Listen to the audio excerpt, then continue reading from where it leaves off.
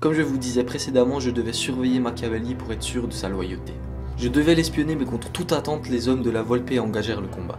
Les soldats Borgia étaient trop nombreux et les voleurs ne résisteraient pas longtemps aux archers. Il fallait les aider malgré leur insouciance.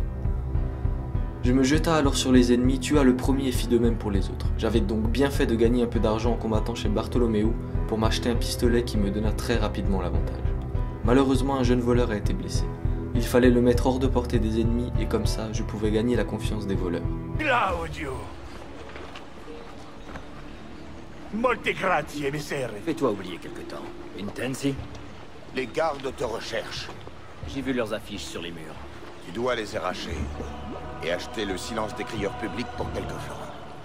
Je peux aussi supprimer tous les témoins. Je vois que tu sais te faire oublier. Par contre, pour moi, c'était une autre affaire. J'étais maintenant connu des Borgia et des avis de recherche me concernant étaient cloués sur tous les murs du quartier, mais je savais comment atténuer tout cela. Je dus soudoyer quelques crieurs, arracher les affiches et éliminer les personnes influentes. Il ne me restait qu'à quitter cette ville et rejoindre la Volpe pour conclure notre accord et recruter ces hommes. On peut dire que la nuit a été agitée. Volpe, écoute-moi. Je sais ce que tu as vu. Mais tu n'as rien à craindre de Machiavelli. Je te le garantis. C'est grâce à ton courage si Claudio est en vie. Si tu es convaincu que Machiavelli nous est resté loyal, je te crois. Bien. Et tes voleurs? Nous pensions rénover ce vieux bâtiment, mais maintenant que nous sommes associés, j'aimerais savoir ce que tu en penses. Si nous voulons berner les hommes des Borgia, camouflons-le en taverne. Ouais. Ton idée me plaît. Dans ce cas, je m'en occupe.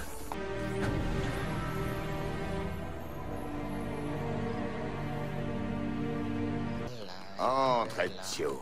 Sois le bienvenu au Renard Assoupi. Cette auberge est parfaite. Personne ne se doutera de ce qu'il y a derrière ces murs. Encore une faveur. Je veux que tes espions trouvent la pomme. Elle n'est plus en ma possession. J'ai demandé à mes hommes de ratisser la ville. Molto bene. Rejoins-moi sur l'île Tibérine quand ce sera fait. Entendu. La rénovation de la guilde des voleurs me permettait ainsi d'acquérir leur attention. Et maintenant, les hommes de la Volpe travaillaient pour moi dans le but de retrouver l'ignoble Cesare. Ils m'informèrent plus tard que Machiavelli se trouvait au repère des assassins. Je me dépêcha de le rejoindre pour qu'il me donne quelques explications. Machiavelli, j'ai hâte de parler. Oui, un de mes informateurs a mis la main sur des renseignements précieux. Nous connaissons les noms de plusieurs Templiers que Cesare a recrutés pour semer la terreur dans Rome. Où puis-je les trouver? Je ne peux le dire avec précision. Sois bien à l'affût de tout comportement suspect. Tu croiseras peut-être des citoyens qui accepteront de te renseigner. Mon informateur va tenter de trouver d'autres noms.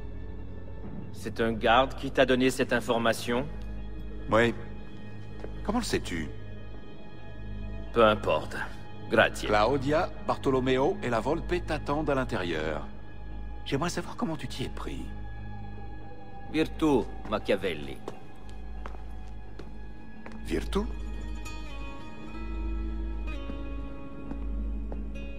Qu'avez-vous découvert? Ce bastardo Cesare se trouve au château Saint-Ange avec le pape. Mes espions ont découvert que la pomme a été confiée à quelqu'un qui l'étudie. Mais je n'ai pas encore réussi à découvrir son identité. Catalina sera transférée à la prison du château la semaine prochaine. Bene. Alors nous irons au château.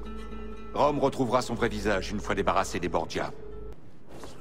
La trace de Cesare a été retrouvée. Il se cachait désormais dans le château Saint-Ange. La pomme d'Éden, elle, restait introuvable, mais notre enquête avançait à grands pas. Il fallait donc se rendre au château pour tuer le capitaine Borgia, mais il n'arrivait que le lendemain. Donc pour l'instant, je devais absolument m'occuper de cette ville. Serezio, j'administre les moyens mis à disposition par Bartolomeo d'Alviano, Claudia Auditore et la Volpe. Grâce à tous mes associés disponibles en ville, vous avez la possibilité d'utiliser vos florins absolument où vous voulez dans les souterrains. Peut-être avez-vous remarqué les avis affichés dans Rome et qui permettent d'acheter des bâtiments.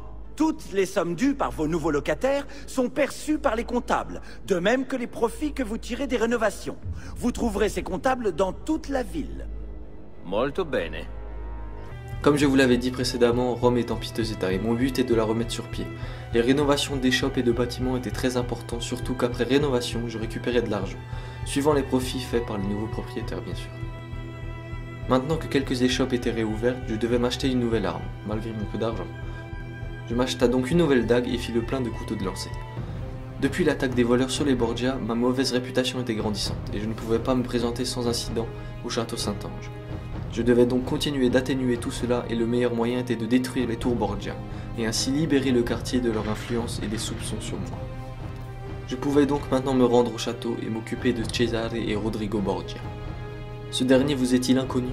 Eh ben, laissez-moi vous raconter son histoire.